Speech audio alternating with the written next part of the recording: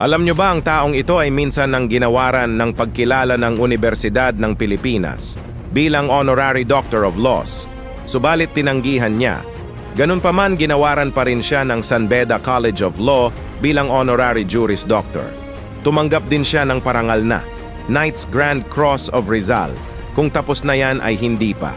Tumanggap din ang taong ito ng parangal maging sa ibang bansa.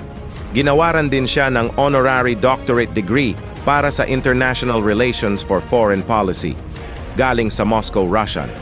Ginawaran din siya ng Malaysia Grand Knight of Esteemed Order of Sultan. Ito pa Sultan of Brunei Golden Jubilee Medal. Kung ugnayang panlabas lang ang pag-uusapan, mahirap tapatan ng taong ito. Kaya hinahangaan siya sa buong mundo.